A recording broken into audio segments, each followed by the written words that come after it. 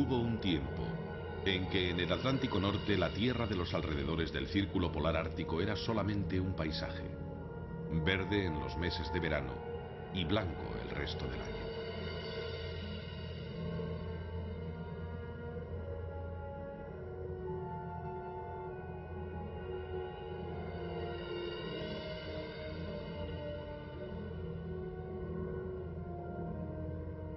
Los grandes hielos se desplazaban en forma de icebergs formidables por el océano. Un espectáculo inconmensurable en el que la naturaleza se hace arte.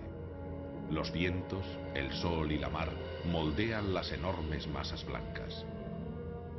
En aquellos lugares solo vivían animales, aves y peces. El primer hombre llegará cruzando los hielos desde Asia. Son los que nosotros conocemos vulgarmente como esquimales o inuit, llamados Beothuk en Terranova, un pueblo que fue exterminado. Allí hay dos pequeñas islas, Saint-Pierre et Miquelon, frente a las costas canadienses, donde vive mezclada con bretones y normandos, amén de algunos acadianos, la comunidad vasca más septentrional del planeta.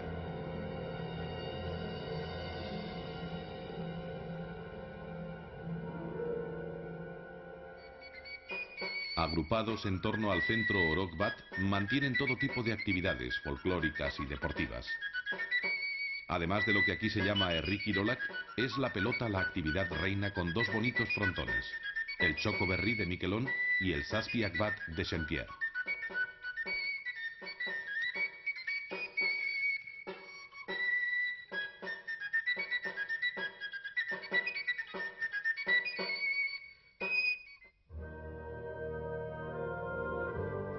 Es cierto que vascos, normandos, bretones y portugueses se disputan el hecho de haber sido los primeros en llegar a aquella parte del mundo. Las primeras noticias escritas de balleneros vascos datan de 1530, aunque han aparecido datos arqueológicos de 1512. Durante décadas, las tripulaciones fueron reclutadas a lo largo de la costa vasca, desde Bayona en Lapurdi hasta Ciérvana en Vizcaya. Los vascos se habían dedicado desde antiguo a la caza de la ballena en sus propias costas, la conocida como Balea vizcayensis, cetáceo que forma parte de los blasones y escudos de armas de numerosas villas costeras.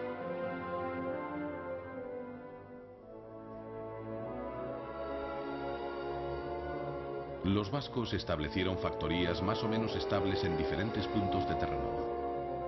Arqueólogos e historiadores han encontrado hornos y todo tipo de restos, incluidos los de un buque naufragado, el San Juan.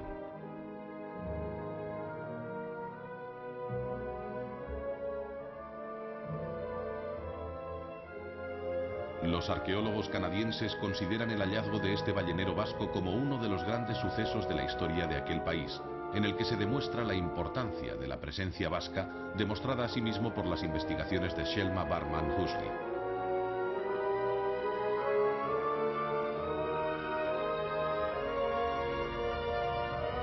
En aquellos parajes, muchos nombres geográficos recuerdan el paso de los vascos. Así, la ciudad de Placentia, en el sudoeste de Terranova, en recuerdo de la villa guipuzcoana del mismo nombre. En el extremo sudeste, la pequeña ciudad y bahía de Porto Basc, o Port Portu, puerto de las Gamellas. Y siguiendo hacia el norte, Portuchoa, el pequeño puerto, conocido hoy por la deformación francesa del nombre, Portochoa. En el pequeño cementerio de Placentia podían verse todavía hace unos años varias lápidas de los siglos XVII y XVIII con inscripciones en euskara. Las lápidas fueron descifradas a principios de siglo por Monseñor Legás, administrador vasco de Saint-Pierre en Miquelon, Monseñor Howley, arzobispo anglicano de San Juan de Terranova, y por el euskerólogo de Oxford, Spencer Dodson. Entre sus textos se lee Daemen Illai, May 1676. Yace aquí muerto, mayo 1676. También nombres como Johannes Sara, Johannis de Iriart o Juan Sulgaraichipi.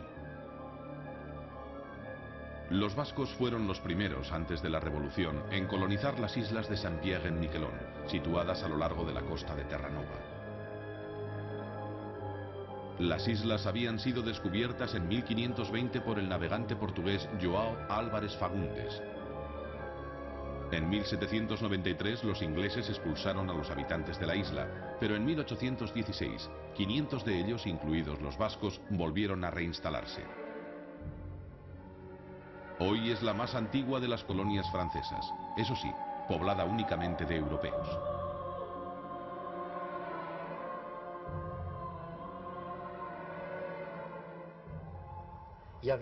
Había vascos entre las 76 personas que recalaron en Saint-Pierre en el archipiélago en 1614, pero es muy probable que los marinos vascos hubieran pasado ya antes de esa fecha. Pero a partir de entonces, sabemos seguro que algunos se quedaron de forma permanente. En la primera mitad del siglo XIX, las casas armadoras de Bayona instalaron sucursales en el archipiélago para armar bacaladeros. Las más conocidas fueron la Sociedad L'Irigoyen y sobre todo Goyetche-Etzie, que en el año 1840 llegó a dar empleo a entre 400 y 500 personas. La crisis del bacalao y la quiebra de Goyetche afectaron a las islas de forma más que negativa. La segunda mitad del siglo XIX está marcada por una cierta disminución de las salidas de los puertos del País Vasco. Asimismo, cambiarán los sistemas de pesca. La mayor parte regresaba al País Vasco en otoño, pero algunos comenzaron a quedarse a hibernar en el archipiélago y finalmente acabarían instalándose. Algunos son pescadores, otros se dedican a las labores de salazón del bacalao y otros son agricultores o boyeros. Los boyeros vascos, tocados de su chapela como forma de distinción, formaron durante décadas parte del paisaje de las islas. Esta es una de las explicaciones de la implantación de los vascos en Saint-Pierre-et-Miquelon, que se verá reforzada con la llegada al archipiélago, a finales del siglo XIX, de una familia originaria de Basusarri, los Legás.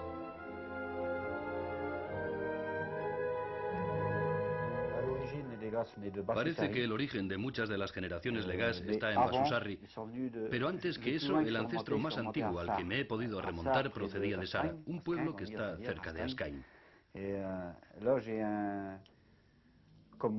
Él se llamaba Michel Legás, tenía el mismo nombre que yo y nació en Sara en 1803. Pero incluso antes de esa fecha he encontrado otro Legás que se llamaba Jean y que nació en Sara en 1776. Aquí tengo un pequeño libro que fue escrito por Louis Legás el año 1900 y él habla ya de su padre, Pierre Legás, que desapareció en las aguas de Terranova junto con su tripulación y la goleta francesa en la que iban. Esto ocurrió en 1873. Su padre era ya marino. Así que creo que los Legás eran ya pescadores en el País Vasco y que vinieron a Saint-Pierre porque así estaban más cerca de los bancos de pesca. La pesca del bacalao estaba entonces muy en boga. A su alrededor se creó toda una industria muy floreciente. Visto que su padre Pierre Legás era también marino, resulta lógico concluir que los Legás eran ya pescadores en el País Vasco.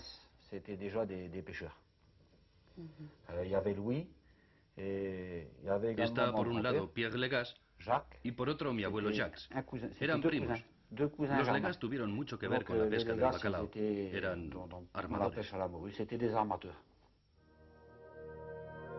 En 1905, Louis Legás creó con sus hermanos una sociedad, la Maurice Français, que proporcionaba la mayor parte del empleo a la isla.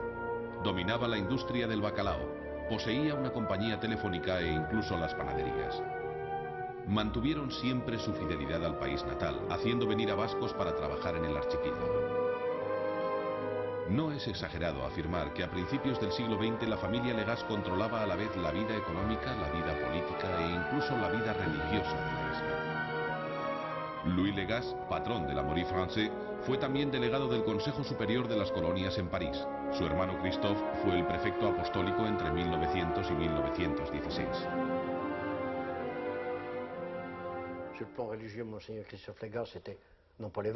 Si bien es cierto que Christophe Legás fue prefecto apostólico de solo algunas zonas, no hay que olvidar que en aquel entonces la Iglesia ejercía una gran influencia sobre la población. En cuanto al plano económico, los Legaz lo dominaban todo de un modo absoluto. Es cierto que tenían adversarios, pero estos no disponían de los medios de los que disponían los Legaz. Al igual que hoy en día, en aquella época era también el dinero el motor de la economía. Y por lo tanto, los Legaz eran amos y señores de todo.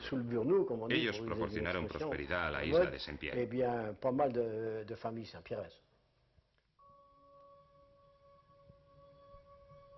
Las relaciones de los Legaz con la Iglesia fueron así excelentes, acusando a sus opositores políticos como anticlericales. Por ende, las contribuciones de los hermanos Legaz a los gastos del culto eran ciertamente generosas.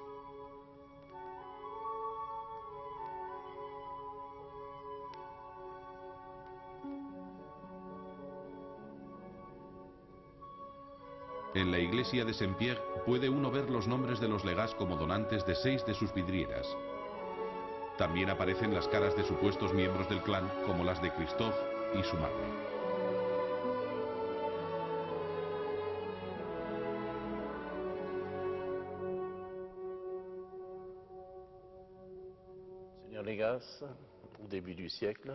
Monseñor Legaz, a principios de siglo, vivió aquí durante más de 15 años una serie de circunstancias muy particulares y creo que también difíciles. En primer lugar, él era miembro de la familia Legaz.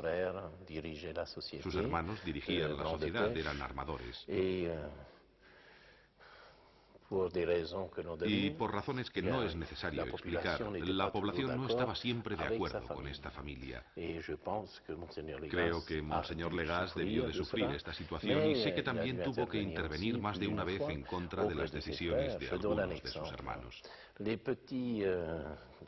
Le daré un ejemplo. Los niños que llegaban aquí en abril de Bretaña pasaban entre nosotros el verano. Constituían un grupo muy numeroso. Pues bien, incluso los domingos debían comenzar su trabajo a las 5 de la mañana. Monseñor Legaz les escribió una carta de protesta a sus hermanos, pidiéndoles que permitieran a los niños disponer de tiempo para acudir a misa. Piense que se trataba de niños de 12 años. Así que es comprensible que la familia Legaz, en aquella época, no fuera mirada con buenos ojos por toda la población.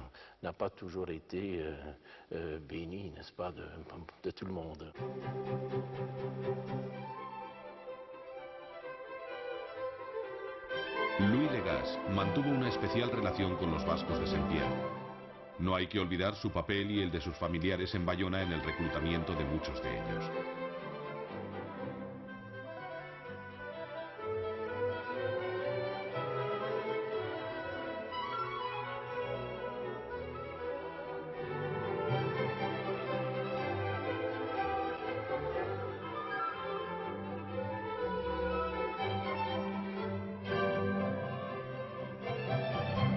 El episodio del Saspi-Akbat, convertido en conflicto político, explica estas relaciones.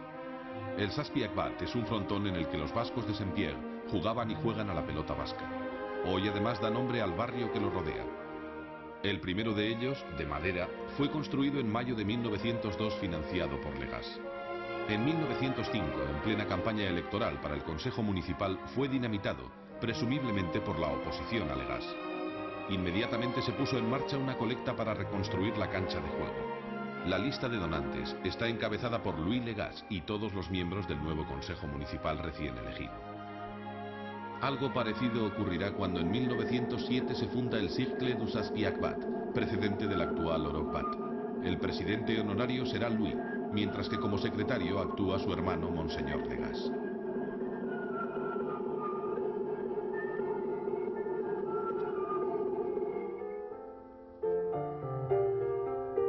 En 1920 entraba en vigor en Estados Unidos la llamada Boostid Act. Comenzaba el periodo de prohibición de consumo de bebidas alcohólicas, que se prolongaría hasta 1933. Todo ello dará lugar a una intensa actividad de contrabando de licores a Estados Unidos, con participación de los vascos de Saint-Pierre. La Maurice Français, directamente o a través de otros, participó en aquel próspero negocio. Los boyeros vascos transportaban el whisky y el champán de los almacenes a los muelles. Allí se cargaban los ágiles barcos contrabandistas. Los legendarios Rum Runner, algunos con nombres vascos como Achalaunza, Amakoitia o Echepochi.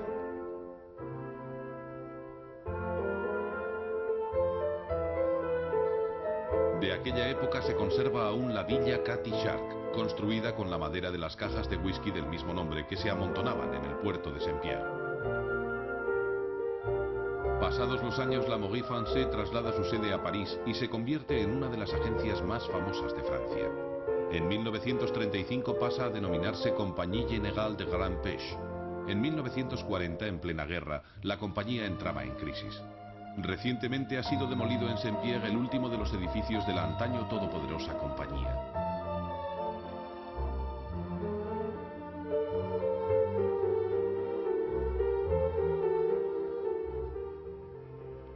Los habitantes de Saint-Pierre-et-Miquelon sufrieron especialmente las dos guerras mundiales de este siglo.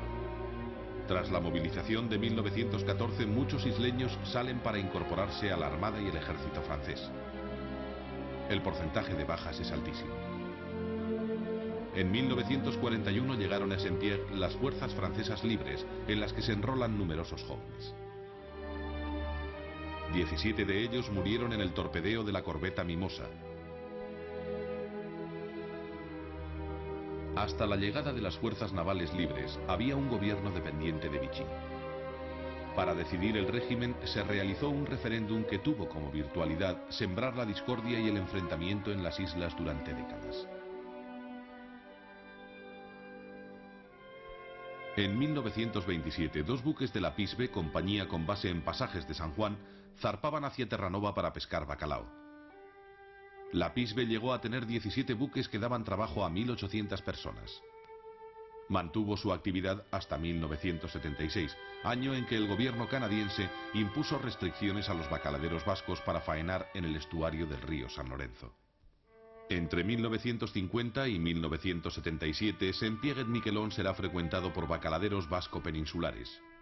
Además de la Pisbe, entrarán buques de otras compañías vascas, como Pepsa.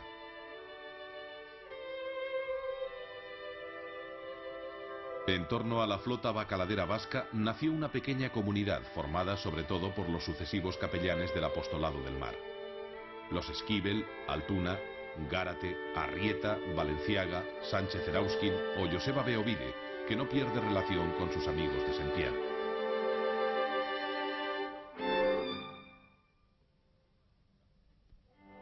Una vez más, las restricciones canadienses sobre todo han hecho que la flota bacaladera vasca avance inexorablemente hacia su desaparición.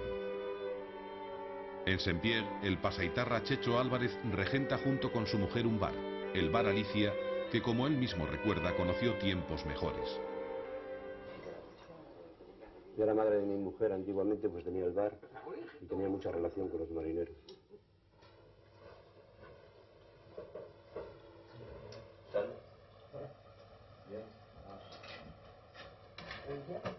Ahora aquí ya con el problema de la pesca esto ya está más muerto que antes, ya no hay tanto tráfico portuario, entonces la gente de aquí ya hay una pequeña crisis. Pues yo he empezado por problemas familiares en el año 67 en la compañía de pasajes de la BOA. Veníamos aquí a Saint-Pierre a hacer consumo, víveres, pues nos divertíamos aquí los bares, el famoso Estrella, el Biarritz, el Selet, y más tarde, 10 años más tarde, pues he conocido a mi mujer aquí y ya me he instalado aquí. Somos 3 ya casados aquí en Saint-Pierre, yo de Pasaje San Juan, uno de Pasaje San Pedro y otro más de Pasaje San Juan que se casó en los años 50. En la mar, las parejas de pasajes, pues un chaval de 14 años que empieza a trabajar, pues ganaba igual que un marinero de 40, entonces había que trabajar igual que ellos. Y lo más que he hecho yo ha sido una campaña de 9 meses y medio. Me he adaptado bien a Saint-Pierre. Saint-Pierre es un pueblo tranquilo y me he adaptado muy bien. A mis hijos les gustaría vivir en el País Vasco. A pesar de la crisis económica, de la emigración y del paso del tiempo, la conciencia de origen está muy viva entre los habitantes de las islas. La ikurriña y la bandera de Saint-Pierre-et-Miquelon ondean en numerosas casas particulares e incluso algunas poseen nombres vascos.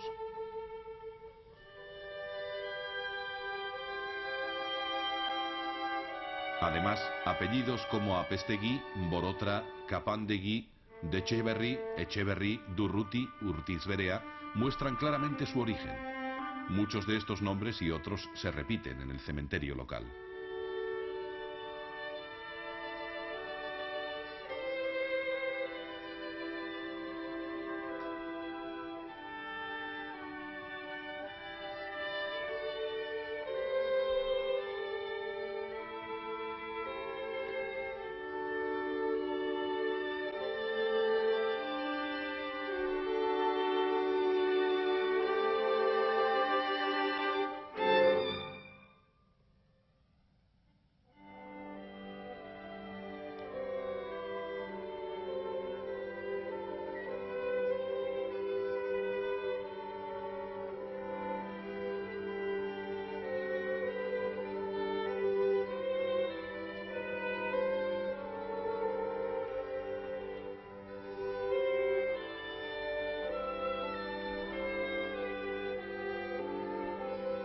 Entre los isleños, además, existe interés por conocer de dónde vienen, y algunos han reconstruido el árbol genealógico de la familia.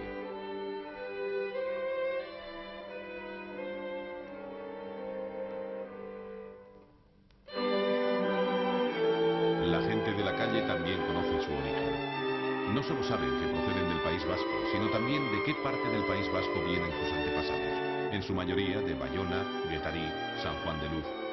Así lo demuestra una encuesta realizada por la televisión de Saint-Pierre-et-Miquelon.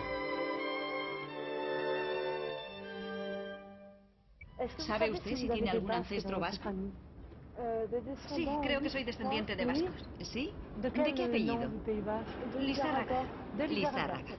Mi marido es descendiente de vascos. Su abuelo era vasco. Sí, creo que sí. ¿Conoce algún detalle, algún apellido quizás? Urtizberea. Mi marido es descendiente de vascos. Uno de los personajes más populares de Saint-Pierre es Apestegui, un joven que siempre va tocado con su chapela y silba como pocos viejas melodías vascas.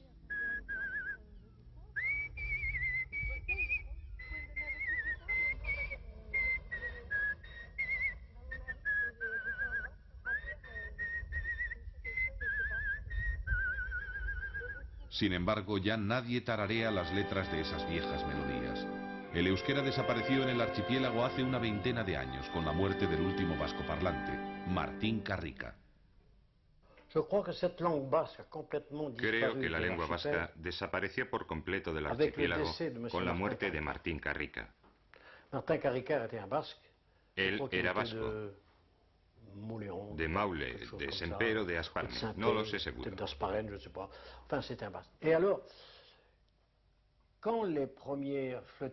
Cuando llegaron aquí los primeros pescadores de traineras, entre los cuales había muchos vascos, Martín Carrica hablaba siempre con ellos en euskara y se convirtió en su representante. Yo no he conocido a nadie más que hablara euskara, solamente a Martín Carrica.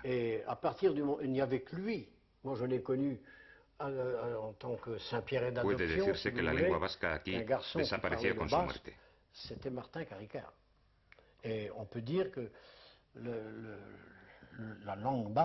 Eso debió de ocurrir hace aproximadamente unos 25 años.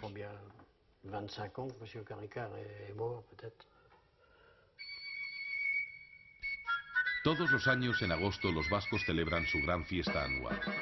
La ikurriña, la bandera francesa y la de Saint-Pierre-et-Miquelon, que en uno de sus cuarteles lleva también la ikurriña, antes portaba el Saspiac Bat, abren la marcha.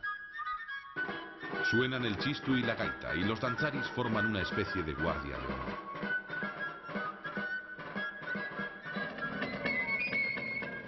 El grupo de bailes de Saint-Pierre-et-Miquelon está incorporando a su repertorio nuevos bailes que van conociendo gracias a la relación que mantienen con otros grupos del País Vasco. Incluso han actuado fuera de sus fronteras en varias ocasiones.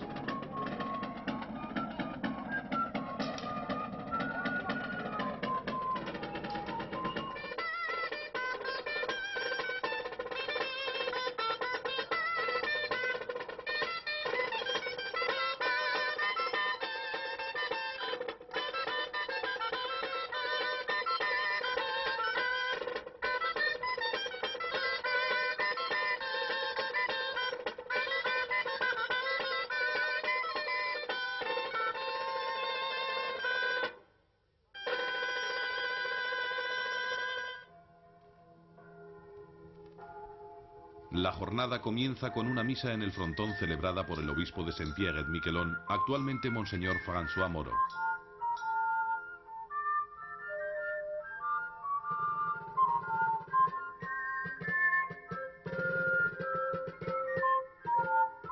Luego, durante todo el día, se suceden campeonatos de deportes vascos. Partidos de pelota que enfrentan equipos de Saint-Pierre-et-Miquelon con especialidades de chistera y pala. Y diversas modalidades de deporte rural, sobre todo aquellos que tienen que ver con la fuerza.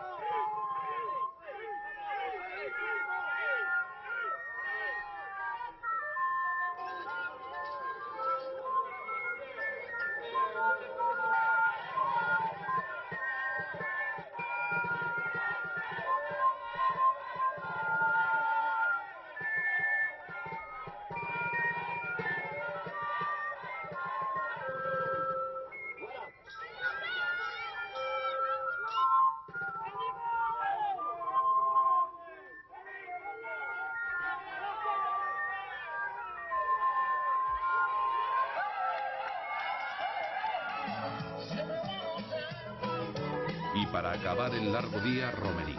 En este caso con el grupo Iparre.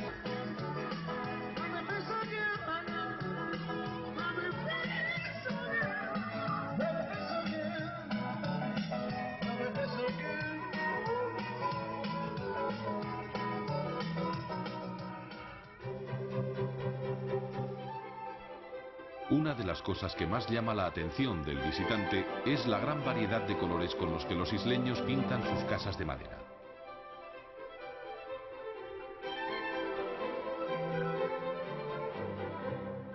Entre todas estas construcciones, el único edificio de aspecto vasco es la Euskal Etxea, sede de las asociaciones vascas de Saint-Pierre-et-Miquelon, Zazpiak Bat, Itxasotarrak, Mikelontarrak.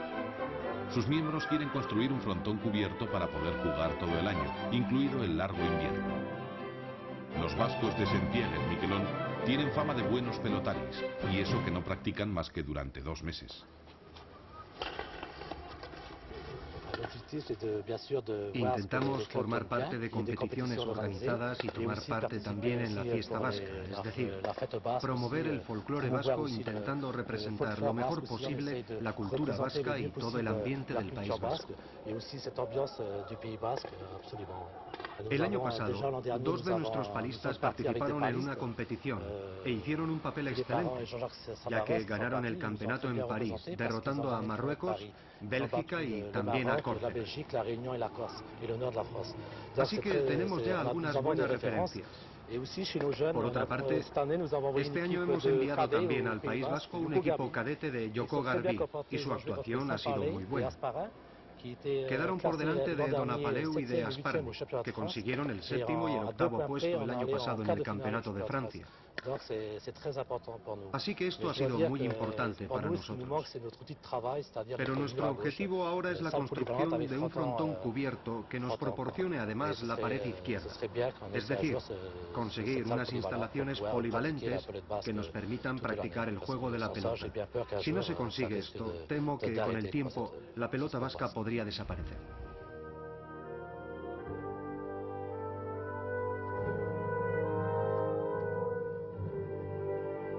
La comunidad vasca de Saint-Pierre-et-Miquelon constituye hoy un recordatorio de un interrogante que jamás será resuelto. ¿Llegaron a América los vascos antes que Colón mientras seguían a las ballenas que habían desaparecido del Golfo de Vizcaya?